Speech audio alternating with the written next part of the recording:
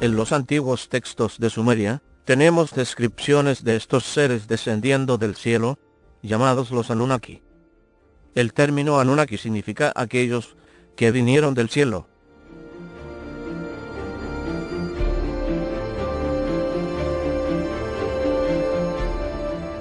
Esto es totalmente erróneo. La palabra Anunnaki significa semilla principesca o sangre principesca. La idea es que los Anunnaki eran creaciones directas de Anu, quien era considerado como el padre y rey de los dioses. Como veremos, esta es la idea principal asociada con los Anunnaki en la mente de los sumerios, que es que fueron creados directamente por Anu, y así tiene sentido que incluso su nombre refleja esta idea, es decir, que ellos eran la descendencia del príncipe. El término en sí mismo significa de simiente real o semilla principesca porque los Anunnaki eran considerados descendientes de Anu o An, el gran dios del cielo. Los Anunnaki eran también la descendencia de An, y su consorte Ki, el cielo y la tierra. Tenemos esta pareja divina de la forma en que los mesopotámicos concebían su panteón. Entonces, si el término Anunnaki significa semilla principesca o de sangre principesca, ¿cómo es que Ancient Aliens afirma que la palabra Anunnaki significa aquellos que de los cielos vinieron a la tierra?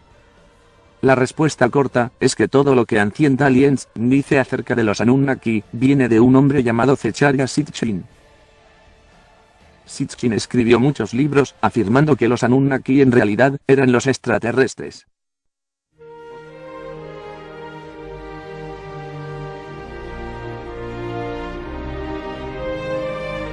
Por desgracia, en la época que se escribió esto, en los años 70, no había muchas formas de que la gente común comprobara si lo que estaba diciendo era verdad o no. Por decirlo de manera simple, la traducción de Sitchin de la palabra Anunnaki es errónea. A menudo se puede leer, sobre todo en los escritos de Zecharia Sitchin, que Anunnaki significa algo así como los que vinieron del cielo o alguna otra descripción que les haga parecer alienígenas o extraterrestres. No hay una fuente en el mundo, por ningún especialista en sumerio, que esté de acuerdo con esa definición. No es un término difícil. Personalmente no creo que Sitchin supiera sumerio en absoluto, porque, si se equivoca en un término asociado a un muy importante grupo de deidades, me pregunto en qué otra cosa puede haberse equivocado. Sitchin afirmaba ser un experto en textos sumerios, pero ahora podemos ver que él no parecía entender las reglas básicas de la gramática y el vocabulario de la lengua sumeria.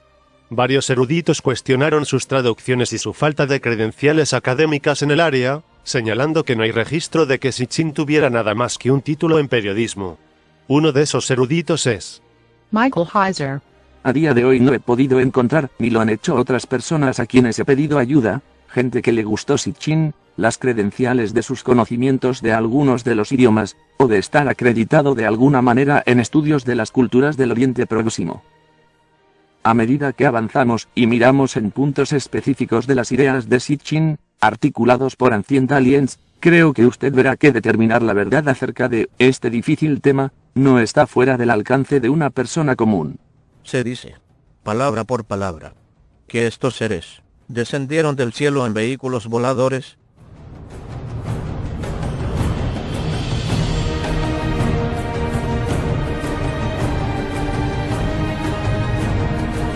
Esta es una afirmación absurda.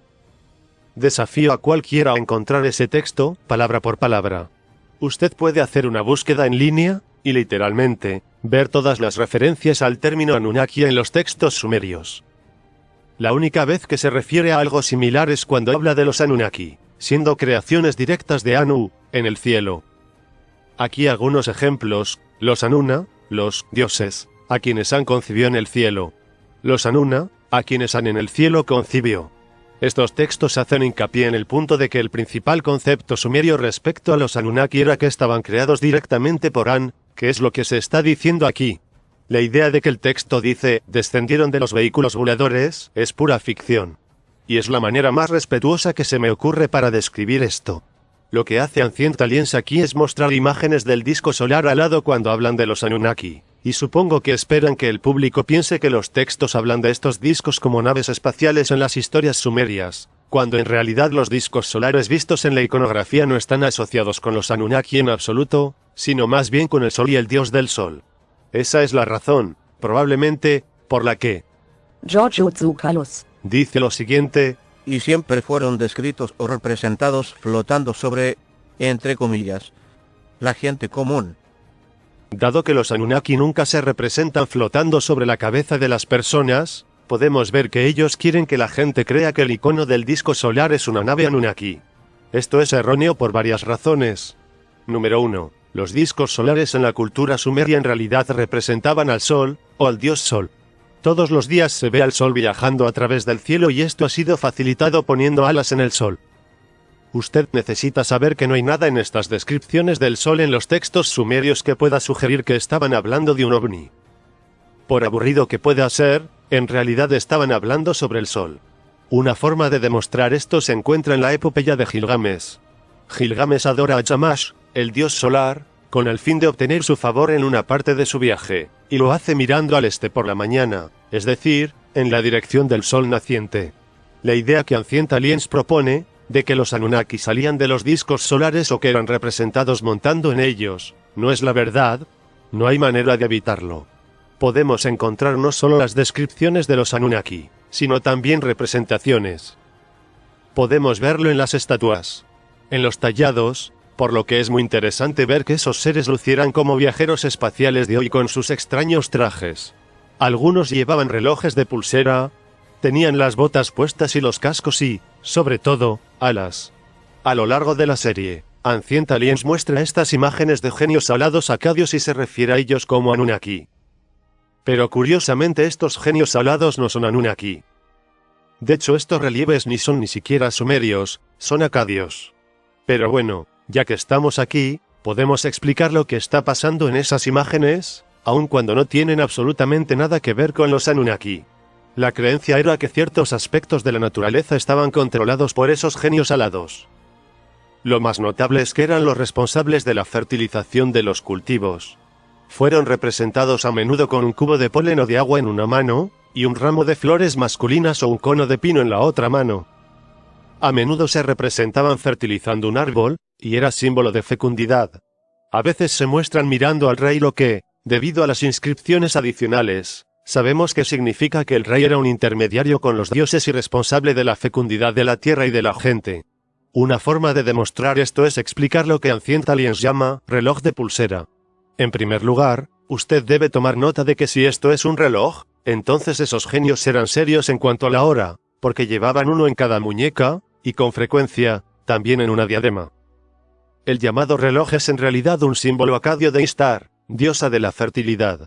Se puede ver la misma roseta en la famosa puerta de Ishtar en Babilonia. La fertilidad de la tierra se asoció, como era de esperar, con la diosa de la fertilidad, y estos seres son descritos, actuando en nombre de Ishtar, al fertilizar el árbol. Esto también explica, probablemente, las alas, teniendo en cuenta que la forma visible y natural, como una flor se poliniza, es mediante las abejas y aves. Por lo tanto, no es tan difícil ver que estaban representando a sus agentes espirituales de la polinización con las alas también.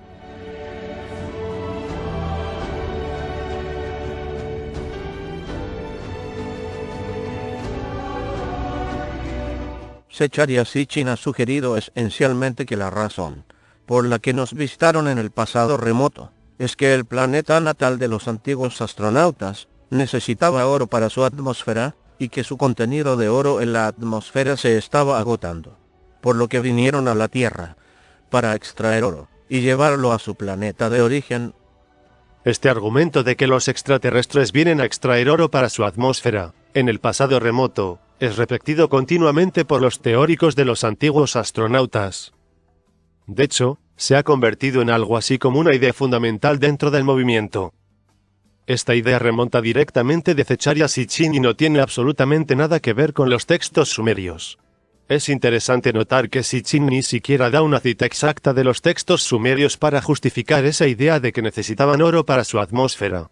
Dice lo siguiente en su libro, La guerra de los dioses y los hombres. El metal, con sus propiedades únicas, se necesitaba para regresar a casa. Era una vital necesidad. Lo mejor que nosotros podemos hacer. Esta vital necesidad podría haber sido suspender partículas de oro en la menguante atmósfera de Nibiru, evitando así una disipación crítica. Así que dice, lo mejor que podemos hacer. ¿A qué nosotros se refiere? ¿Y qué textos sugerirían con esa idea? De la nada, él crea esta idea de que las partículas de oro se necesitan en la atmósfera de un planeta. Hoy en día se puede hacer una búsqueda para los usos de la palabra oro en los textos sumerios. Podemos leer cada mención de esta palabra. No solo son las menciones de la palabra oro, relativamente pocas en los textos sumerios. No hay nada que indique otra cosa que los usos más comunes para el oro. De hecho, es un estudio sorprendentemente aburrido. Gracias a la catalogación minuciosa de los textos sumerios en las décadas pasadas, y el advenimiento de Internet, ya no tenemos que creer ciegamente las palabras de Sitchin. Hay algunas bases de datos en línea que le permiten buscar a través de los textos sumerios, y tengo un video en mi sitio web. SitchinSwrong.com. Si van allí y hacen clic en la ficha Anunnaki, yo les mostraré cómo buscar a través de algo llamado el corpus de textos electrónicos de la literatura sumeria. Les guiaré para buscar todas las apariciones de la palabra Anunnaki y después hacer clic a través de sus traducciones al inglés de todos estos sucesos. Usted puede encontrar este material, y les animo a hacerlo porque podrán comprobar a Zecharia Sitchin. Usted lo puede chequear conmigo. Cuando afirmo que no existen textos, que no hay tabletas que tengan, por ejemplo, los Anunnaki en Nibiru asociado con Nibiru, o que Nibiru no es un planeta más allá de Plutón. Lo fácil que sería demostrar que estoy equivocado, si saben cómo buscar esos términos. Sería muy fácil, y los animo a comprobarlo, y a que todos lo hagan. Puede acceder a ese material y saber quién le está diciendo la verdad. Por fin, podemos ver por nosotros mismos por qué los eruditos sumerios han sido tan críticos con Sitchin, y no porque sean cerrados de mente ni nada de eso, sino porque Sitchin no parece realmente saber de lo que habla. Déjeme darle un ejemplo de cómo Sitchin hace sus increíbles traducciones. Tomemos la idea de que los textos sumerios hablan de la minería de oro. Ahora bien, como los textos sumerios no hablan de la minería de oro en ningún sitio, Sitchin tiene que construir esta idea de la nada. Así es como él lo hizo. Echemos un vistazo a una cita de su primer libro, El 12º planeta. Algunos himnos mesopotámicos a Ea lo ensalzan como Bel-Nimiki, traducido como Señor de la Sabiduría, pero la traducción correcta debería ser, sin duda, Señor de la Minería. En su estilo clásico, Sitchin nunca da ninguna razón por la que la traducción correcta debería ser, sin duda, Señor de la Minería.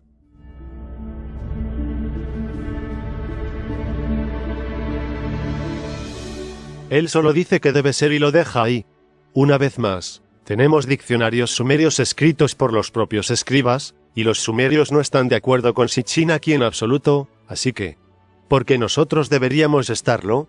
Creo que una manera para demostrar lo mala que es esta traducción es leer un poco acerca de Ea, o de la sabiduría de Enki, en su contexto, y permitirá ver si tiene sentido su significado como sabiduría o si realmente significa minería.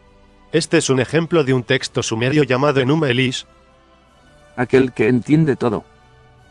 El sabio, el grande, Ea, que sabe todo lo que es, él percibe la trama. Él la contrarresta con un poderoso hechizo. No solo describe su sabiduría del más allá al decir, aquel que lo entiende todo, sino que también dice que en su sabiduría fue capaz de percibir un complot antes de que sucediera y contrarrestarlo. Nada de lo que acabamos de leer tiene sentido si sabiduría se refiere a la minería, o en esa misma épica. Ea, quien sabe todas las cosas, sabía que no podía derrotar a Kingu y los ejércitos de Tiamat. Una vez más vemos una definición contextual del conocimiento de Ea. Él lo sabe todo de nuevo, y vemos que este conocimiento le ayudó a entender que no podía derrotar a Kingu. Estas no son descripciones aisladas de este conocimiento. Ea es el dios de la sabiduría por una razón. Nada de lo que dijo tiene sentido si su conocimiento significa la minería, o incluso el conocimiento acerca de la minería. Todas las historias sobre él destacan su gran entendimiento, y a la inversa, no hay siquiera un indicio de que se preocupa un poco de cavar para el oro o cualquier otra cosa. Y no es solo allí. Se requiere un desconocimiento de los textos sumerios para creerlo. Pasemos a otra afirmación sobre los Anunnaki. Prácticamente todas las historias que hay en el Génesis, la historia del diluvio, la historia de Adán y Eva, todas tienen precedentes en los antiguos sumerios.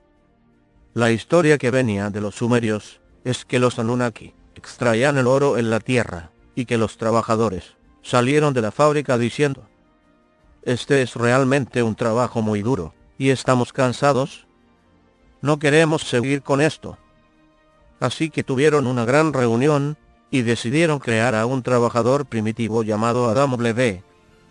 Los Anunnaki crearon a los humanos como una raza de esclavos.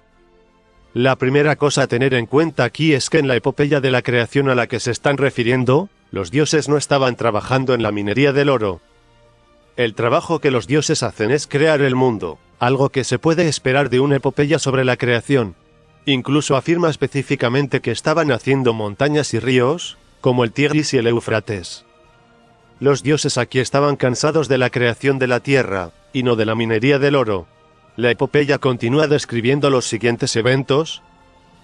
Los dioses deciden mezclar la arcilla y hacer al hombre. Cuando la versión de hombres que hicieron aumentaron en número, el ruido que hacían enfureció a los dioses. Ellos deciden matarlos con un diluvio. Un hombre es instruido para construir un barco. Puso animales en él. Llueve durante 7 días y 7 noches. El hombre y su familia se salvaron. Hay muchas similitudes entre estos escritos sumerios y los relatos bíblicos de la creación del hombre y el diluvio de Noé. Algunas personas piensan que esto se debe a que los escritores de la Biblia copiaron los anteriores escritos sumerios. Esto es problemático, ya que incluso los críticos especializados en este tipo de literatura antigua dicen que no hay evidencia del préstamo literario. De hecho, es todo lo contrario. Proponen que deben estar refiriéndose a una fuente común de información. Un artículo de A. Heedle, Arkansas Millard and D. Damrush concluye de esta manera: La dependencia literaria no se puede demostrar. Aquí, como en la mayor parte de los paralelos en la historia de los orígenes, se considera más probable que las tradiciones mesopotámicas y bíblicas se basan en una fuente común. Algunos entienden que esta fuente común pudiera ser una pieza de literatura más antigua, mientras que otros consideran que fue un evento real. Hill and Walton. Un estudio del Antiguo Testamento, publicado en 2010, Añádase a esto que no son solo los textos sumerios y la Biblia los que están hablando de la misma historia básica, pero los elementos obvios de esta historia se puede encontrar en casi todas las culturas tempranas, independientemente de su ubicación. Tomemos por ejemplo la historia de Viracocha en Sudamérica. Viracocha creó los cielos y la tierra. A continuación tomó grandes piedras y les dio vida. Pero se convirtieron en gigantes, por lo que envió un diluvio para acabar con ellos.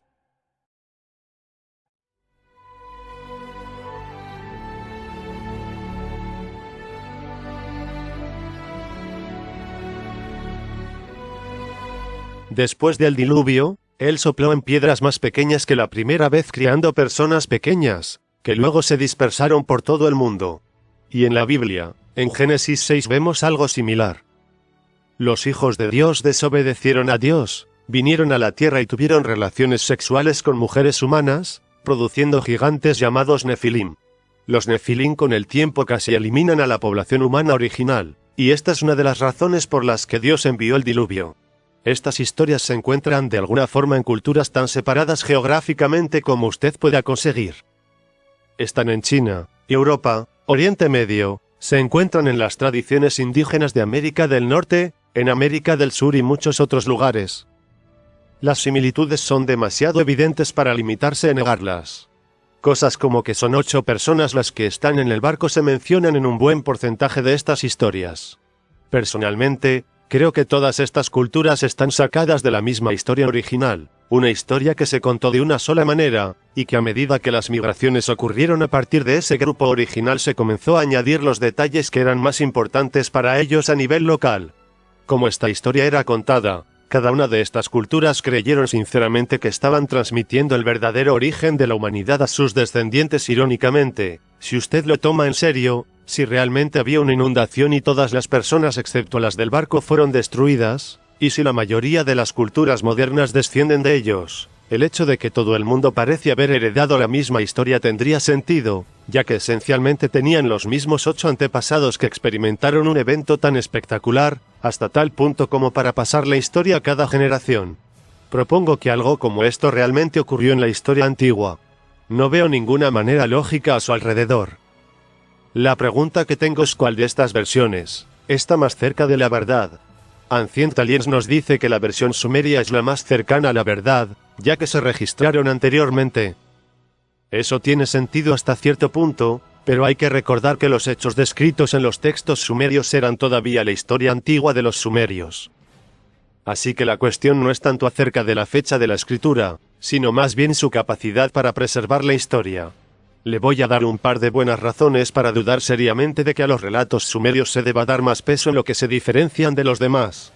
La primera es que los relatos sumerios son lógicamente inconsistentes. Tomemos, por ejemplo, que tanto en los relatos sumerios como en los bíblicos, se dan las dimensiones de la embarcación. El mero hecho de que una parte importante de esta historia sea de las dimensiones de la embarcación, es interesante, pero cuando se dibujan las dimensiones, tenemos por un lado el barco sumerio, siendo un gran cubo, y el bíblico es descrito por ingenieros navales como casi perfecto para mantener la estabilidad sin avería en el casco en mares muy agitados. Otra razón para no confiar en los textos sumerios en el que difieren de los demás es que, como todos los eruditos sumerios saben, los sumerios cambian constantemente los detalles de sus historias para adaptarse a las diferentes situaciones. Por ejemplo, los textos de la misma historia que se encuentra en el templo de Enki difieren de los encontrados en el templo de Inanna, incluso si son de la misma época, pero sobre todo si son de un período de tiempo diferente. Citando a un erudito sumerio, las inconsistencias son una característica regular de la poesía sumeria. Él continúa diciendo que la integración de los diferentes textos de los escribas sumerios aparece a menudo un tanto descuidado. Compare eso con los antiguos escribas hebreos, quienes eran conocidos por hacer un trabajo ultra serio. Tenían muchas reglas que gobernaban la escritura de sus textos sagrados. Por ejemplo, se dice que tenían que decir cada letra en voz alta antes de escribirla.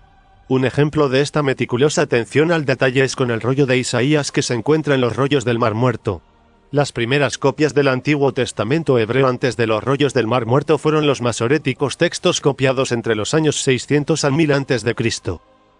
Así que el rollo de Isaías, uno de los rollos mejor conservados, sería una forma de probar o refutar si sus escrituras habían sido fielmente copiadas por los escribas durante los 800 años anteriores. Al final resultó que hicieron un trabajo impecable y los escribas hebreos fueron reivindicados. Así que a la hora de decidir qué textos son más precisos, en lo que respecta con sus relatos de antiguos acontecimientos, es mucho más lógico suponer que al grupo con una tradición de preservación y transmisión de los textos exactos, se le debe dar más peso, que a una cultura como la de los sumerios, quienes parecían tener poco interés en la transmisión precisa de los detalles de sus historias. En resumen, casi todo lo que dice Ancient Aliens sobre los Anunnaki no es la verdad, cosa que no es de extrañar, teniendo en cuenta que copia y pega casi todo en esta sección, de los libros de Zecharia Sitchin. Para obtener más información acerca de los errores de Sitchin en sus traducciones de los sumerios y los textos Akkadian, yo le dirigiría a la excelente página web de SitchinIsWrong.com del Dr. Michael Heiser.